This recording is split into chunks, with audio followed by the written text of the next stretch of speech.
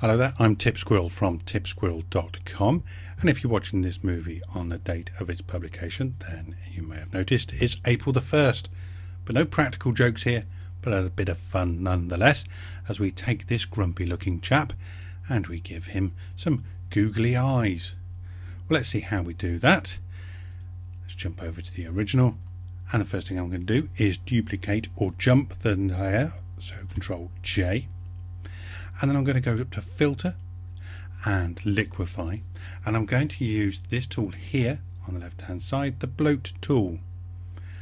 And if I click and just move it around a little bit in a circular motion, you'll notice that it pushes all the pixels out, and I get this nice kind of, that's about a bit too much, Control Z just to get rid of that, and I can just make that again, make this one a little bit bigger. Okay, you see we're just pushing the pixels out quite nicely, and because we're pushing them out, we haven't lost any of this definition around his eyes, we haven't lost that frown. In fact, we've kind of made googly eyes in that respect anyway. But let's go and finesse this a bit. Click OK. Okay, let's add the whites of the eyes. I'm going to do a new layer.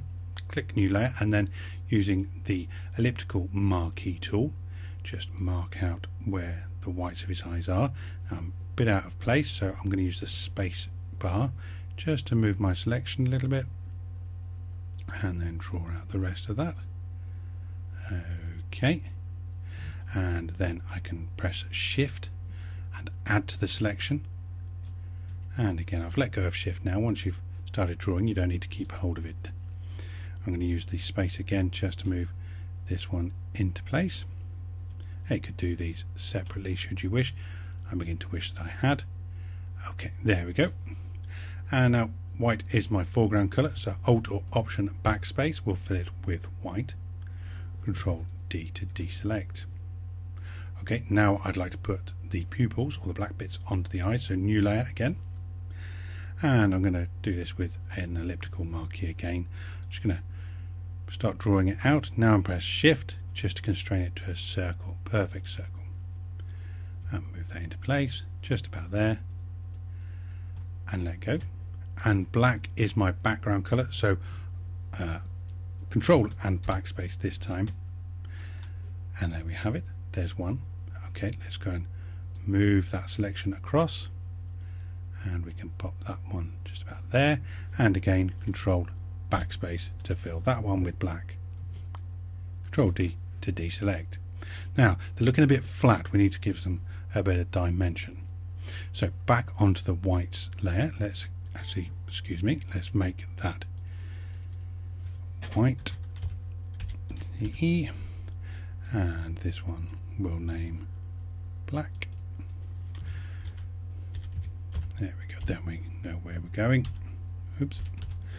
Okay, so on our whites layer, I'm going to double click on just to the right of that layer. Now the first thing I did go for was to go for the bevel and emboss, because that's really what we want to do, but it didn't kind of work. You can see it's just not looking particularly nice. So here's what I did. Take off the bevel and emboss. I went to Inner Glow. I changed the color to black. Click OK. Change screen to multiply, and now when I make the size go up, you can see we're adding a bit of dimension right around the outside. I'm going right in for demonstration purposes, but if I just leave it just around the outside, it looks like it's raised all the way around, and that gives us a nice little effect there, nice shadow all the way around. Okay, click OK, and then my finishing touch, I'm just going to get a very small white brush. So let's go and get a brush, small hard edge brush in white, and just give it a bit of a dab on each of the pupils. So top left maybe. Ooh. Helps if I'm on the right layer. So on the blacks layer, a bit there and a bit there, just to give it a bit of reflective light. If I can get it then, there we go. And there we have it. We've given our grumpy fella some googly eyes. Well, happy April Fool's Day, everybody. Hope you have fun, whether it be with Photoshop or whatever. Come join us at tipsquirrel.com for much more sensible kind of tutorials from some of the greatest writers anywhere on the internet. I'm Tip Squirrel for tipsquirrel.com. Thanks for bearing with me.